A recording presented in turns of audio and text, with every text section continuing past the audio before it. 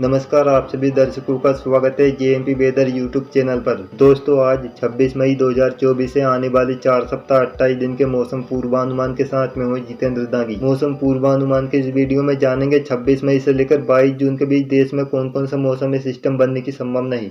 22 जून से पहले दक्षिण पश्चिम मानसून कहाँ तक दस्तक देगा और जानेंगे मैप के माध्यम से कहाँ पर कितनी बारिश होगी और अधिकतम तापमान के बारे में जानेंगे। दोस्तों, वीडियो में अंत तक बने रहे और चैनल को सब्सक्राइब कर दें, क्योंकि जहां पर ऐसे ही मौसम की ताज़ी जानकारी रोजाना इस चैनल के माध्यम से आप तक पहुंचती रहती है। और वीडियो को लाइक करना न भूलें।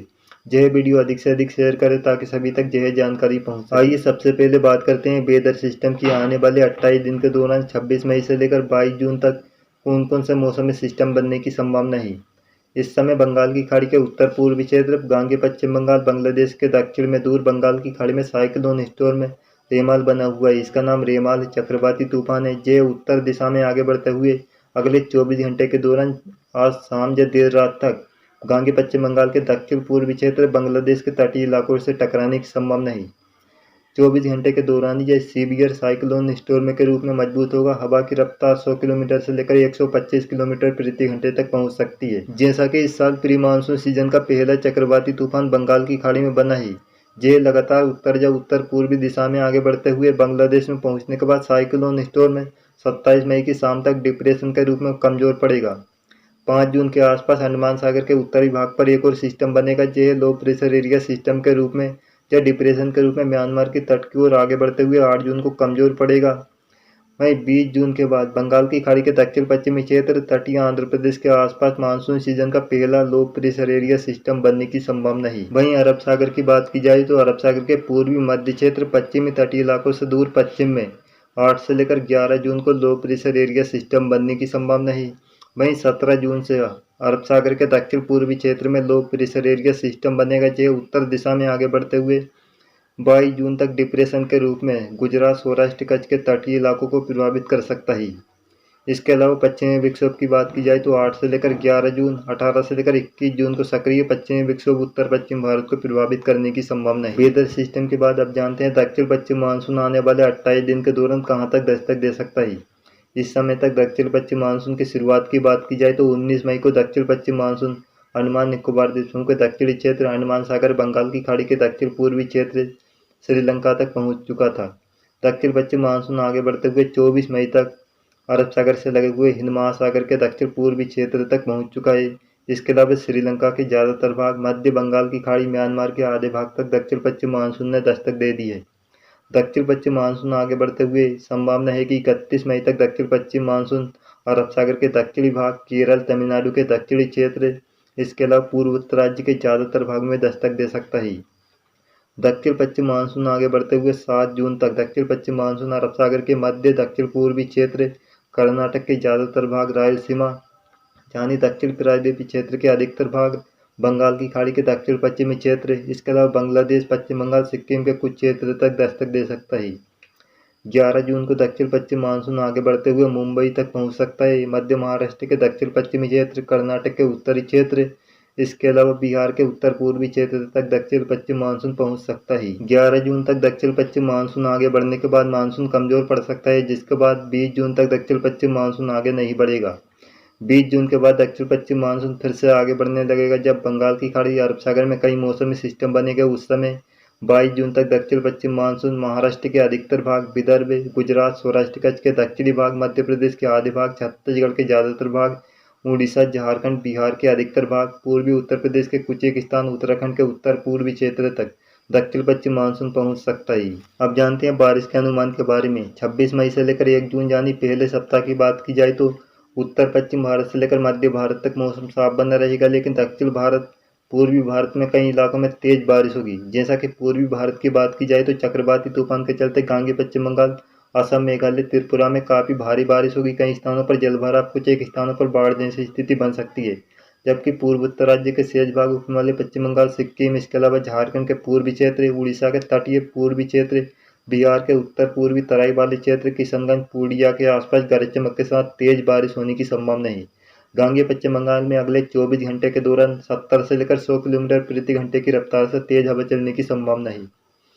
वहीं उत्तर पश्चिम भारत की बात की जाए तो लद्दाख, जम्मू कश्मीर, हिमाचल प्रदेश, उत्तराखंड में गरज चमक के साथ हल्की या कुछ एक स्थानों पर मध्यम बारिश होगी। वहीं उत्तर प्रदेश के उत्तर पूर्वी क्षेत्र, राजस्थान में सप्ताह के आखिर में आंधी चलने, गरज के साथ बूंदाबांदी, कुछ एक स्थानों पर हल्की बारिश होगी।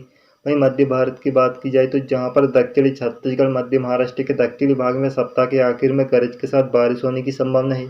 कोंकण, गोवा में भी बारिश देखने को मिलेगी, जबकि दक्षिणी गुजरात, महाराष्ट्र, विदर्भ के शेष भागों, उत्तरी छत्तीसगढ़, पश्चिमी मध्य प्रदेश में बूंदाबांदी होने की संभावना है। वहीं दक्षिण भारत की बात की जाए तो अंडमान निकोबार द्वीपों में लगातार भारी बारिश होगी, कई स्थानों पर बाढ़ जैसी स्थिति बनेगी। केरल, दक्षिणी तटीय कर्नाटक, लक्षद्वीप समूह में भी भारी बारिश होने की संभावना है।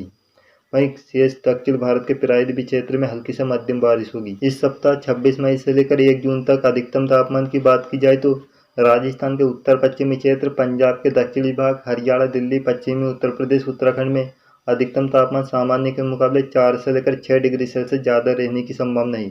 जबकि पंजाब के उत्तरी क्षेत्र, लद्दाख, इसके अलावा राजस्थान के दक्षिणी भाग, गुजरात, सौराष्ट्र कच्छ, उत्तर पश्चिमी मध्य प्रदेश, पूर्वी उत्तर प्रदेश, बिहार के दक्षिण पश्चिमी क्षेत्र, झारखंड, उड़ीसा में अधिकतम तापमान 2 से लेकर 4 डिग्री सेल्सियस ज़्यादा रहने की संभावना है। जबकि महाराष्ट्र, दक्षिणी प्रायद्वीपीय क्षेत्र, पूर्वोत्तर राज्य, गांगे, पश्चिम बंगाल में अधिकतम तापमान सामान्य के मुकाबले 2 से लेकर 5 डिग्री सेल्सियस कम रहने की संभावना है। बढ़ते हैं आगे, अब जानते हैं दूसरे सप्ताह यानी 2 से लेकर 8 जून के बीच कहां पर कितनी बारिश होगी। जैसा कि उत्तर पश्चिम भारत से लेकर मध्य भारत, पूर्वी भारत में बारिश में कमी देखने को मिलेगी, जबकि उत्तर पश्चिम भारत के जम्मू कश्मीर, लद्दाख, हिमाचल प्रदेश, उत्तराखंड में हल्की से मध्यम बारिश होगी। पंजाब, उत्तर प्रदेश के तराई वाले क्षेत्र, दक्षिणी राजस्थान में आंधी चलने, कुछ एक स्थानों पर हल्की बारिश जब बूंदाबांदी होगी। वहीं मध्य भारत की बात की जाए तो मराठवाड़ा, कोंकण के दक्षिणी क्षेत्र, गोवा, दक्षिणी छत्तीसगढ़ में हल्की से मध्यम बारिश होगी। गुजरात, विदर्भ में हल्की बारिश होने की संभावना है। वहीं पूर्वोत्तर राज्य में तेज बारिश होगी। बिहार के तराई वाले क्षेत्र, उप हिमालय, पश्चिम बंगाल, सिक्किम, उड़ीसा में गरज के साथ हल्की से मध्यम बारिश होगी। वहीं दक्षिण भारत की बात की जाए तो जहां पर प्रायद्वीपीय क्षेत्र में गरज चमक के साथ हल्की से मध्यम बारिश होगी। तटीय कर्नाटक, केरल, लक्षद्वीप समूह, अंडमान निकोबार द्वीप समूह में भारी बारिश होने की संभावना है। अब जानते हैं तीसरे सप्ताह के दौरान कहां पर कितनी बारिश होगी।